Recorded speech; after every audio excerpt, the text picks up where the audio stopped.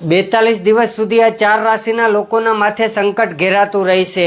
21 જૂન સુધી આ 4 રાશિના લોકો માટે માનસિક તણાવ, અકસ્માતો, આર્થિક નુકસાનના પડકારોનો સંકેત આપે છે। આ 4 રાશિના લોકોને આ સંકટથી બચવું કેવી રીતે એનો ઉપાય પણ હું તમને જણાવીશ।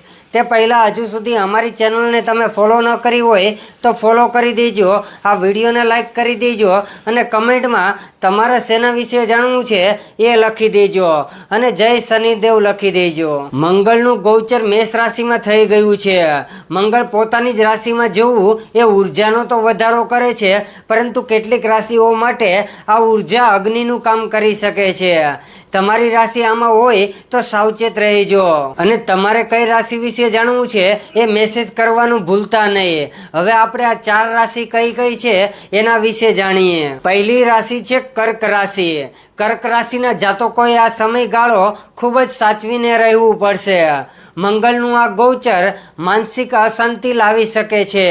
કાર્યસ્થળે સહકર્મીઓ કે બોસની સાથે વાદ વિવાદ પણ થવાની આશંકા છે।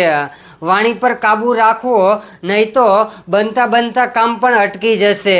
આ દરમિયાન માતાઓના સ્વાસ્થ્ય પર વિશેષ ચિંતાઓ રહી શકે છે। બીજી રાશિ છે તુલા રાશિ।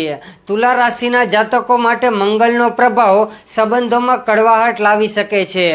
જીવનસાથી સાથે નાની વાતો પર મોટા ઝઘડા થવાના યોગ છે અને જો તમે પાર્ટનરશિપમાં કામ કરતા હોય તો પૈસાની લેવડ દેવડ કરતી વખતે વિશેષ ધ્યાન રાખવું જોઈએ, નહીતર મોટું નુકસાન પણ થઈ શકે છે। ત્રીજી રાશિ છે મકર રાશિ। મકર રાશિના જાતકો માટે પણ આ ગોચર પડકારજનક માનવામાં આવે છે। વાહન ચલાવતી વખતે ખૂબ જ સાવધાની રાખવી, ઈજા થવાની કે દુર્ઘટના થવાના સંકેત છે અને ઘર પરિવારમાં સંપત્તિને લઈને મામલો બગડી શકે છે। ઘરેલું સુખ સુવિધાઓમાં કમી મહેસૂસ થઈ શકે છે। ફાલતુ ખર્ચાઓ ઘરનું બજેટ બગાડી શકે છે। ચોથી રાશિ છે મીન રાશિ। મીન રાશિના જાતકો માટે મંગળનું મેષ રાશિમાં ગોચર પૈસાના નુકસાનનો સંકેત આપી રહ્યું છે। તમારી કૂટવાણી તમારા પોતાના જ લોકોને નારાજ કરી શકે છે। રોકાણ માટે આ સમય બિલકુલ અનુકૂળ નથી માનવામાં આવતો। પૈસા ડૂબવાનું જોખમ વધી જાય છે। આંખો કે પેટ સંબંધિત સમસ્યાઓ પણ પરેશાન કરી શકે છે। આ 4 રાશિના લોકોને આનાથી બચવા માટે, મંગળના અશુભ પ્રભાવને ઘટાડવા માટે આ જાતકોએ મંગળવારના દિવસે હનુમાન ચાલીસાનો પાઠ કરવો જોઈએ। લાલ મસૂરની દાળ દાન કરવી જોઈએ।